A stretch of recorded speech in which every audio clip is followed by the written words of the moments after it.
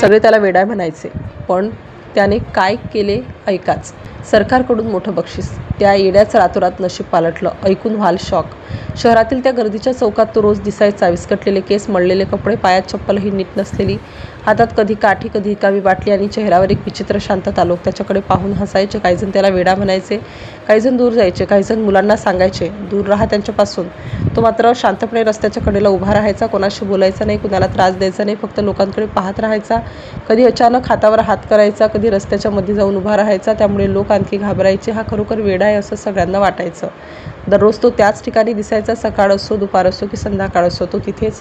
अनेकांनी त्याला हटवण्याचा प्रयत्न केला. काही जणांनी पोलिसांना बोलावलं, पण तो कोणालाही त्रास देत नसल्यामुळे त्याला कोणी हटवलं नाही. लोक त्याला टाळत होते, पण काही जण मात्र त्याच्याकडे उत्सुकतेने पाहत होते, कारण त्याच्या वागण्यात काहीतरी वेगळं होतं. तो रस्त्याकडे खूप लक्ष देत असायचा, गाड्यांकडे बघायचा, लोकांकडे बघायचा, जणू तो काहीतरी पाहत आहे, काहीतरी समजून घेत आहे. एक दिवस अचानक काहीतरी वेगळं घडलं. त्या दिवशी रस्ता नेहमीपेक्षा जास्त व्यस्त होता. गाड्या वेगात धावत होत्या, हॉर्नचा आवाज सतत येत होता. लोकांची गर्दी वाढली होती. सगळेजण आपापल्या कामात व्यस्त होते. कोणीही कोणाकडे पाहत नव्हतं. तेवढ्यात एक महिला तिच्या लहान बाळाला घेऊन रस्त्याच्या कडेला उभी राहिली. तिच्या चेहऱ्यावर चिंता दिसत होती. तिला रस्ता पार करायचा होता, पण गाड्यांचा वेग खूप जास्त होता. ती पुढे जायचा प्रयत्न करत होती, पण ती परत मागे येत होती. लोक तिच्या बाजूने जात होते. कोणी थांबून मदत करत नव्हतं. प्रत्येकाला घाई होती. ती महिला बाळाला घट्ट पकडून उभी होती. तिच्या चेहऱ्यावर भीती स्पष्ट दिसत होती. आणि तेवढ्यात तो वेडा समजला जाणारा माणूस अचानक पुढे आला. लोक घाबरले. काही जणांनी मागे हटायला सुरुवात केली, कारण त्याची हालचाल अचानक होती. तो रस्त्याच्या मधोमध गेला, हात वर केला आणि जोरात गाड्यांकडे पाहू लागला. सगळ्यांना वाटलं आता काहीतरी गडबड होणार. गाड्या वेगाने येत होत्या, पण तो रस्त्याच्या मध्ये ठाम उभा राहिला. हाताने इशारा करत गाड्या थांबवण्याचा प्रयत्न करू लागला. सुरुवातीला गाड्या थांबल्या नाहीत, पण तो हटला नाहीत. काही सेकंदातच एक कार थांबली, मग दुसरी, मग तिसरी. हळूहळू संपूर्ण रस्ता थांबला. लोक आश्चर्याने पाहत राहिले. तो माणूस मग त्या महिलेकडे वळला. शांतपणे हाताने इशारा केला, जणू सांगत होता, जा, सुरक्षित आहे. महिला सुरुवातीला घाबरली, मग तिने रस्ता पार करायला सुरुवात केली. तो माणूस तिच्यासोबत चालू लागला, दोन्ही बाजूंना पाहत, गाड्यांकडे लक्ष देत. तो तिला सुरक्षितपणे रस्ता पार करून घेऊन गेला.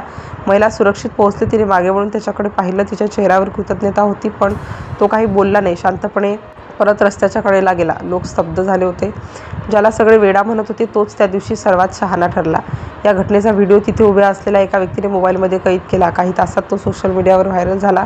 लोकांच्या प्रतिक्रिया येऊ लागल्या, हा वेडा नाही, हा खरा माणूस आहे. सुशिक्षित लोकांनी जे केलं नाही ते त्याने केलं. माणुसकी अजूनही जिवंत आहे. व्हिडिओ काही तासात देशभरात व्हायरल झाला. लाखो लोकांनी पाहिला. हजारो लोकांनी कमेंट्स केल्या. सर्वजण त्या व्यक्तीचं कौतुक करत होते. ही गोष्ट प्रशासनाच्या कानावर पोहोचली. तपास केला गेला. त्या व्यक्तीबद्दल माहिती गोळा करण्यात आली आणि जे समोर आलं ते आणखी धक्कादायक होतं. तो माणूस वेडा नव्हता. तो पूर्वी एका सुरक्षा कंपनीत काम करत होता. अपघातात त्याने आपले कुटुंब गमावलं. त्यानंतर तो एकटा झाला. मानसिक धक्का बसल्यामुळे तो शांत झाला आणि लोकांपासून दूर राहू लागला, पण त्याची माणुसकी अजूनही जिवंत होती. त्याने त्या दिवशी जे केलं ते पाहून प्रशासनाने त्याला सन्मानित करण्याचा निर्णय घेतला. सरकारकडून त्याला विशेष बक्षीस देण्यात आलं. त्याचा सन्मान करण्यात आला. ज्याला लोक वेडा म्हणायचे, त्याच व्यक्तीला त्या दिवशी सगळे उभं राहून टाळ्या देत होते आणि त्या दिवसानंतर लोकांनी त्याच्याकडे पाहण्याचा दृष्टिकोन बदलला.